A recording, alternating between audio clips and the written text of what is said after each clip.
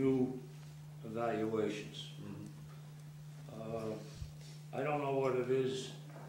With the extension, I assume you froze wages and everything else, did you not? For the year's extension. We have not had any discussion about that, no. I mean, as I mentioned before, the PBA has conceptually agreed to consider cutbacks, So but there have been no details discussed. 3.1 million shortfall.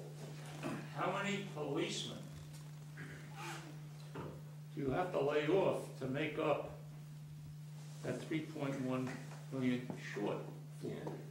Well, you know, it depends really on, you know, we have some possibilities of retirements, which will offset, you know, numbers in that regard. And, you know, again, it's one of these things that is in the state of flux, so to speak. For example, I understand that 4 have announced, one of which is going on disability. So that certainly will have a positive impact on any restructuring in the department. So again, givebacks of an immediate and a long-term nature would have some positive impact on that. So, but again, we haven't received any information on that. So if you lay off 10 employees, that's $300,000 per employee, and you still haven't covered the shortfall. Now, I don't think we're paying each police officer $300,000 between wages and benefits, but by the same token, using the figure of 10, which seems to me on the light side to make up 3.1 million, where do you get the money? And where do you get the employees? well, any other questions? Well, answer the question. Answer it. Well, as I said before, you know, this is a process where we're, you know, taking a hard look at the right sizing of the department and what things cost. But I will say this, we had a budget of the 6 villages, it was $8 million plus or something like that on the 7-village approach. And we decided right off the bat that if we're going to have a 6-village approach, that, you know, those numbers were going to remain constant, okay?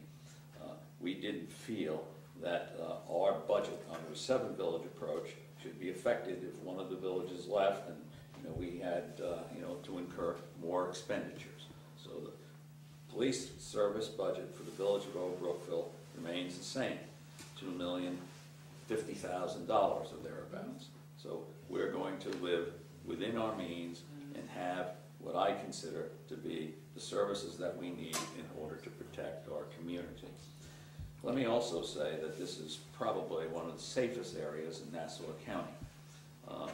We have extremely few burglaries, or the kind of things that we are brought to our attention at the police commissioners' meetings are more minor.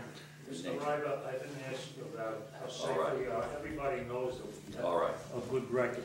I'm just trying to figure in my mind, if you have 3.1 million short, you said before 7 employees, you're talking over close to $400 and some odd thousand, and you're still not at 3.1. Where is the 3.1 million shortfall going to come from? Well, that's ongoing discussions between. One of the reasons why a lot of the questions, the 6 mayors. one of the reasons why there are still a lot of questions that you have and the residents have and we have is because we're trying very hard. The cops are amazing, okay? The guys, excuse me, the men and women, we have a couple female officers, have always gone out of their way to go above and beyond.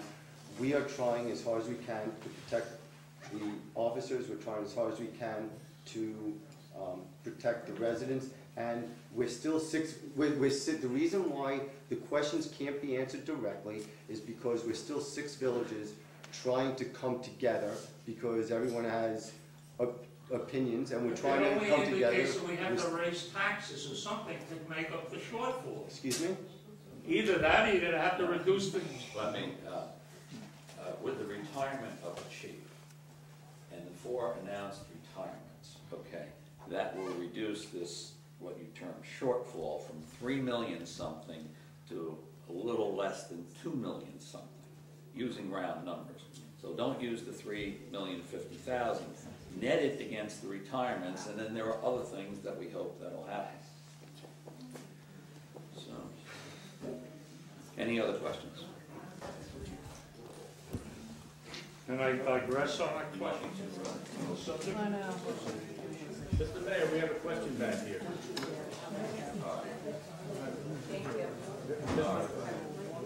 We have a question. Go ahead. The question is there a lawsuit currently involving the police department or the PBA against the 7 villages or the 6 villages? Council? There's a lawsuit against the 6 villages in Mutton Town as well, that's correct. And what is the status of that suit, and how does it affect this extension agreement, or perhaps Mutton Town coming back into the fold, or whether or not, much of Well, Counselor, as you know, we're not going to discuss a matter that's in litigation. As you well know, that would be prejudicial to the litigation. But we can certainly state that the PBA has instituted a suit. Our Labor Council is preparing to oppose that suit. I believe it's now on before the court tomorrow morning. But we've been asked not to comment about the merits of the litigation, and I'm sure you could understand the reasons why not. Now, we're going to make a motion on a resolution, and before we do that, I just wanted to ask our counsel here that as we go through this process, that we have to make a definite decision now on manning for the purposes of civil service.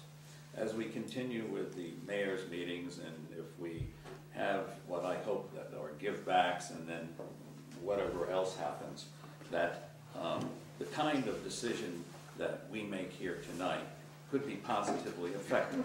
Is that a fair statement? Oh, you mean could it change? Yes. Oh, absolutely, yeah. Okay. So if I say, of course, that, like I said before, 18 police officers, and we can afford another police officer or whatever, then that would be subsequent to anything that we're resolving tonight. I think you should, it might be best characterized as the beginning of the labor negotiation process. Right, okay. It might also be worth mentioning that this Board of Trustees has to act at the direction of the multi-village Board of Police Commissioners. Mm-hmm. And they have, within our budget constraints, developed a restructuring of the police department and directed us to adopt the resolution with respect to their restructuring of the police department. But again, depending upon the labor negotiations, this could change substantially. All right. That answer your question? Yes. So that's one resolution that we're going to address tonight. Are there any other questions before we move along?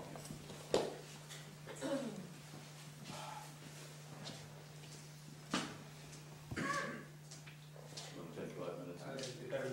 Unless everybody's staying for it, I thought that's what they were here for. All right. Then we want to do a couple of things here.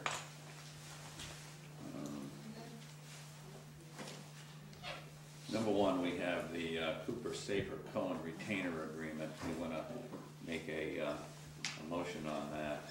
Mr. Mayor, the Cohen retainer agreement is actually part of and an attachment to the memorandum. Memorandum of understanding. So they're really one of them.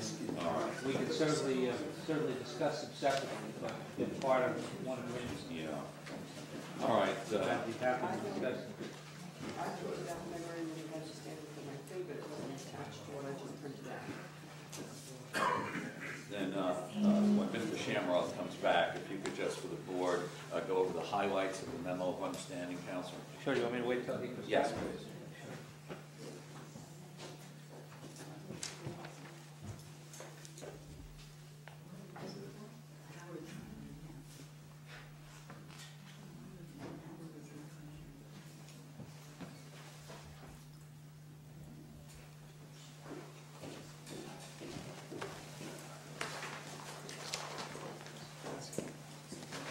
Good evening.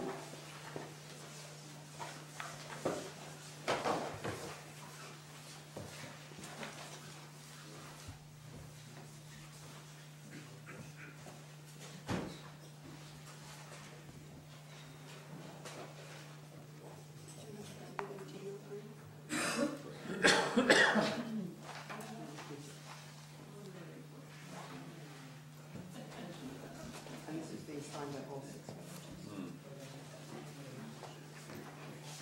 at the direction of.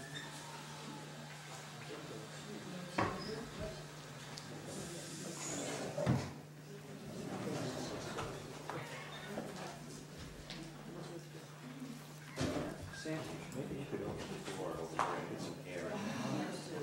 Yeah, A lot of hot air. but I can't stand the cold.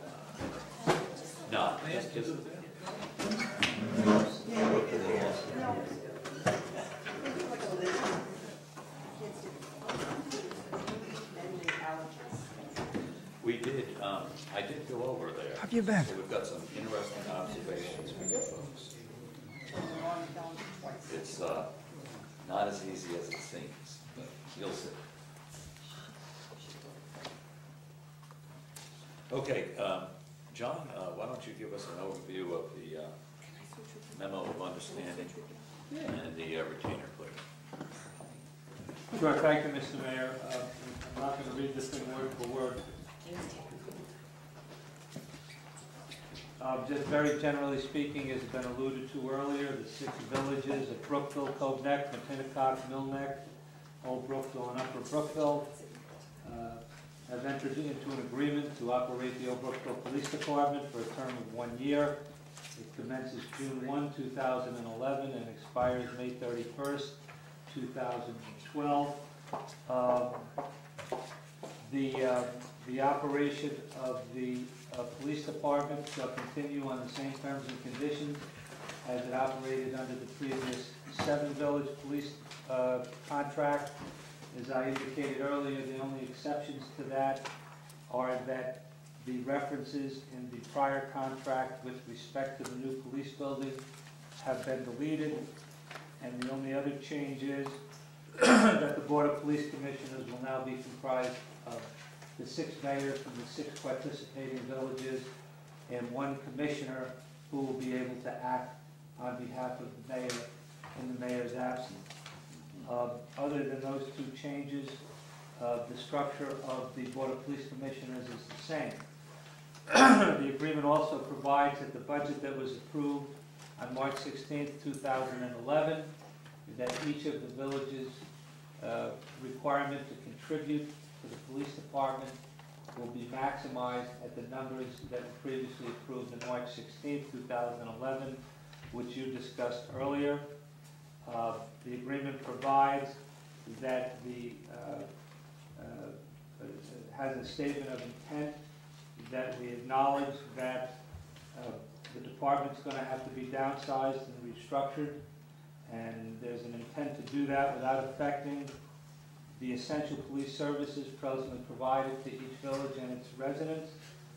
The villages have all agreed to the greatest extent practical and feasible to provide and maintain the present levels of police patrol coverage for each village, that the necessary reductions should be realized first from labor negotiations, second from layoff and administrative personnel, and lastly and hopefully from retirements of present personnel. The agreement also provides that David Cohen will be retained as labor counsel to represent the 6 villages and the Board of Police Commissioners in the labor negotiations with the PBA in the restructuring of the police department.